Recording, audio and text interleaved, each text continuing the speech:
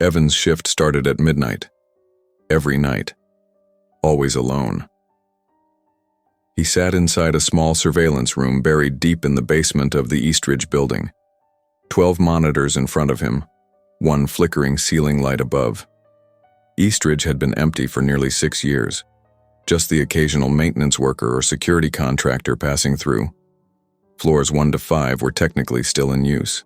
Floors 6 through 12 were locked off. Unsafe, they said. Unstable wiring. Old structure. But Evan knew the truth. No one went up there because no one wanted to. His job was simple. Watch the cameras. Report if anything moved. But nothing ever did, until that night. It was a little past 12:30 when Evan noticed something odd on camera 9, which showed the north hallway on the 9th floor. There she was, standing motionless, her back to the camera, pale white dress, hair long and tangled, no motion, no sound. Evan blinked and leaned forward. He tapped the keyboard to refresh the feed. Still there. He checked the motion logs.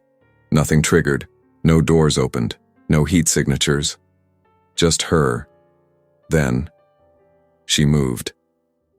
Her head turned impossibly far, like it detached from the body, and slowly rotated toward the camera.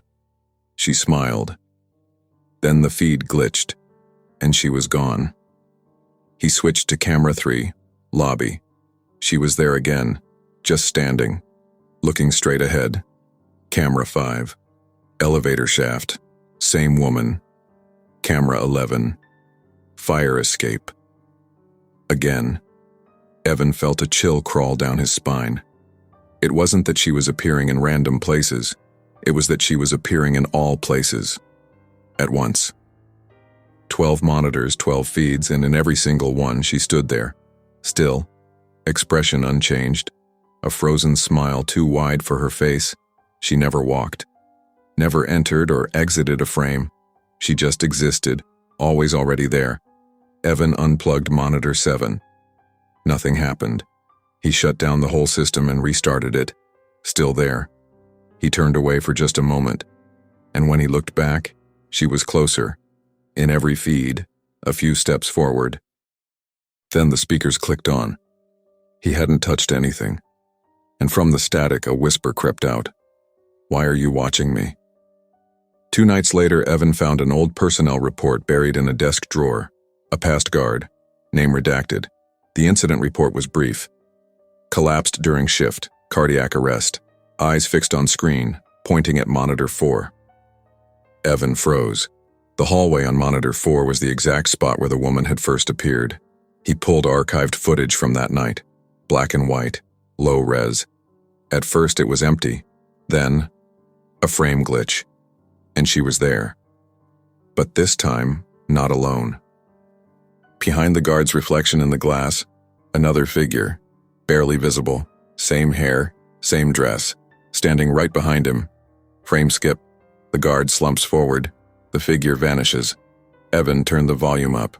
One phrase echoed faintly from the speaker. "You took his place." June 27th, 3:03 a.m. Evan hadn't left the surveillance room in hours. His eyes were bloodshot, hands trembling. The building was dead quiet. Not even the usual pipe drips. Not even the buzzing lights. He stared at the screens. Nothing. Then, on camera, 1. Movement. It was Evan, standing in the 9th floor hallway, face pale, staring directly at the camera. But Evan hadn't left the room. He was still seated, still watching. Then came another Evan.